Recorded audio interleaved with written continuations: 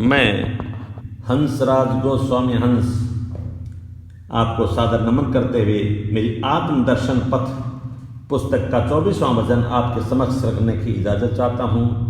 मेरी विनम्र प्रार्थना है सज्जनों, भजन सुनने के बाद व्याख्या सुनने की अवश्य कृपा करें। भजन के बोल हैं, आओ साधु बात करें हम इस जीवन के कल्याण की। आओ साधु बात करें हम इस जीवन के कल्याण की, निश्चय पथ पर लगन लगा लें छवि पाएंगे भगवान की। निश्चय पथ पर लगन लगा लें छवि पाएंगे भगवान की, छवि पाएंगे भगवान की। सतशास्त्रों का अध्ययन तो हमें सतत रूप से करना है, सतपुरुषों का संग मिले वह उपदेश मनन भी करना है, उपदेश मनन भी करना है। ईश्वर पर हो अटल भरोसा, सब दोषों को तब मरना है। सूर्योदय की आभा से ही जो रात मिटे सब जहान की, निश्चय पथ पर लगन लगा लें छवि पाएंगे भगवान की। आओ साधु बात करें हम इस जीवन के कल्याण की, निश्चय पथ पर लगन लगा लें छवि पाएंगे भगवान की। निश्चय पथ पर लगन लगा लें छवि पाएंगे भगवान की। प्रभु के शरणागत हो निष्काम भाव का जाप करें, जो इष्ट भावों में प्यारा हो छोटा बड़ा ना नाप करें, छोटा बड़ा नहीं नाप करें। ईश्वर व्यापक अंतर्यामी है सर्वशक्तिमान विश्वास करें। नित्य सनातन सर्वज्ञ परम प्रेमी गुरु छवि राम की, निश्चय पथ पर लगन लगा लें छवि पाएंगे भगवान की। आओ साधु बात करें हम इस जीवन के कल्याण की, निश्चय पथ पर लगन लगा लें छवि पाएंगे भगवान की। निश्चय पथ पर लगन लगा लें छवि पाएंगे भगवान की। मनवाणी शरीर के द्वारा स्वार्थ रहित हो काम करें, आत्म उत्थान के खातिर ही बस श्रेष्ठ हो सो पान करें, बस जो श्रेष्ठ हो सो पान करें। और कर्तव्य के पूर्ण विराम तक न अपना विश्राम करें, बस यही कहानी याद रखें सट कर्तव्य सोपान की। निश्चय पथ पर लगन लगा लें छवि पाएंगे भगवान की।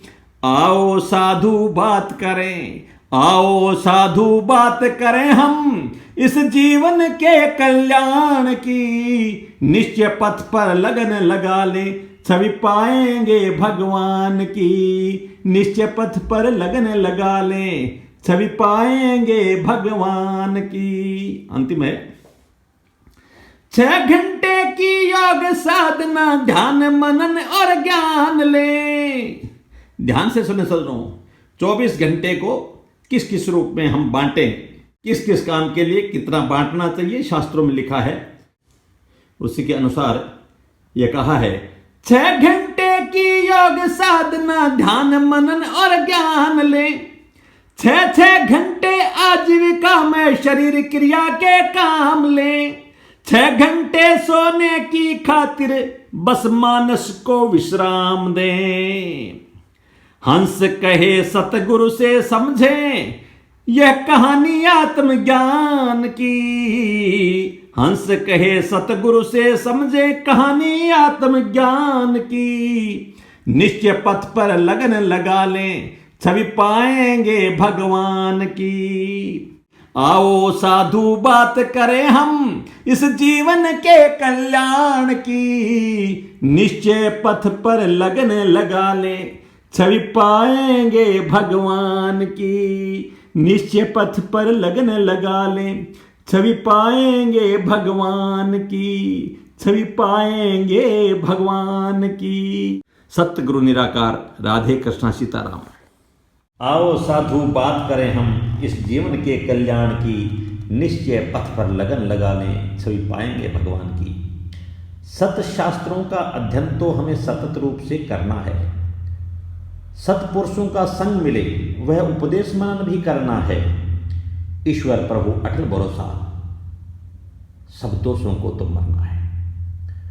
सूर्योदय की आभा से ही जो रात मिटे सब जहान की, आओ साधु बात करें हम इस जीवन के कल्याण की, निश्चय पथ पर लगन लगा लें, छवि पाएंगे भगवान की। प्रभु के शरणागत हो निष्काम भाव का जाप करें, जो इष्ट भाव में प्यारा हो। छोटा बड़ा ना नाप करें, ईश्वर व्यापक अंतर्यामी सर्वशक्तिमान विश्वास करें। नित्य सनातन सर्वज्ञ परम प्रेमी गुरु छवि राम की, आओ साधु बात करें हम इस जीवन के कल्याण की, निश्चय पथ पर लगन लगा लें, छवि पाएंगे भगवान की।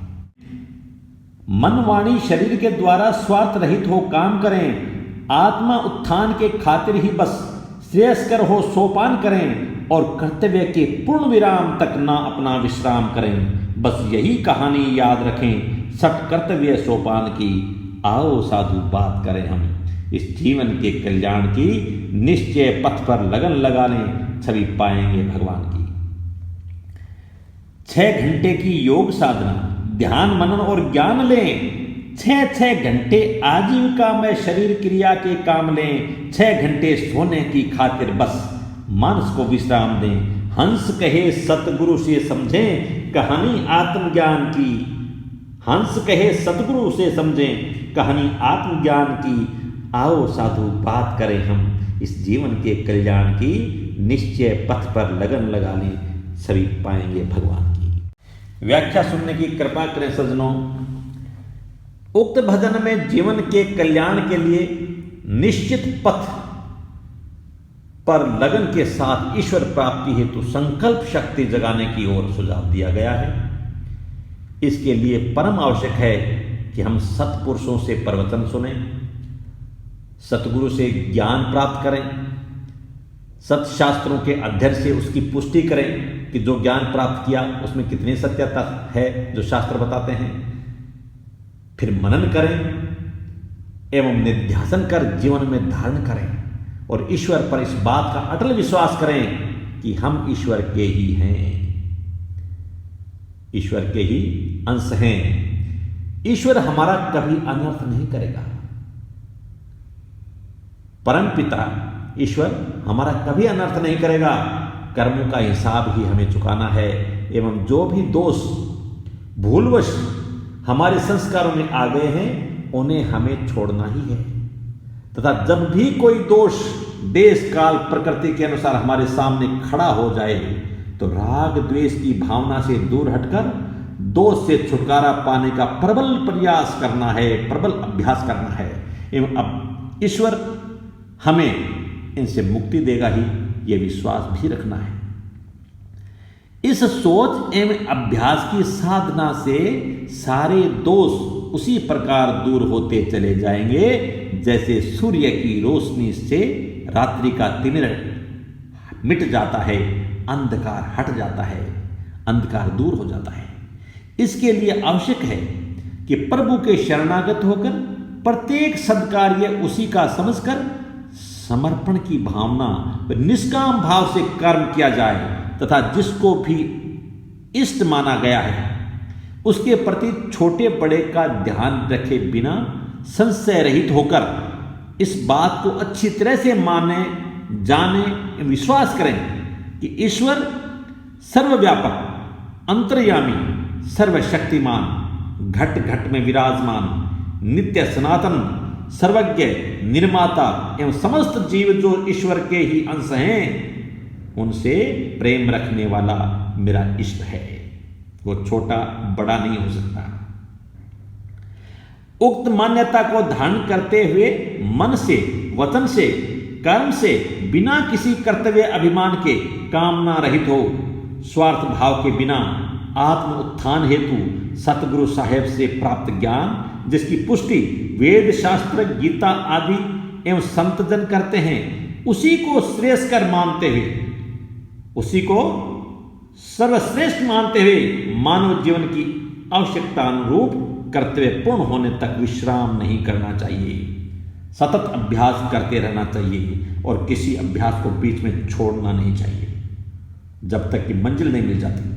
सद्भाव से किया गया संकल्प, सद्विचार एवं सद्प्रयास तथा सद्कर्म ही कर्तव्य पथ पर चलने की प्रेरणा देते हैं तथा मंजिल तक पहुंचाते हैं। सज्जनों, मंजिल को प्राप्त करने हेतु शास्त्रों में दिन रात के 24 घंटे की अवधि के सदुपयोग हेतु सुझाव भी दिया गया है। यहां ध्यान देने की बात है, 24 घंटे का दिन रात होता है, तो 6 घंटे की अवधि योग साधना, ज्ञान श्रवण और उसका ध्यान एवं मनन करने के लिए होनी चाहिए। इतना समय इन बातों के लिए निकालना चाहिए, आत्मचिंतन के लिए निकालना ही चाहिए।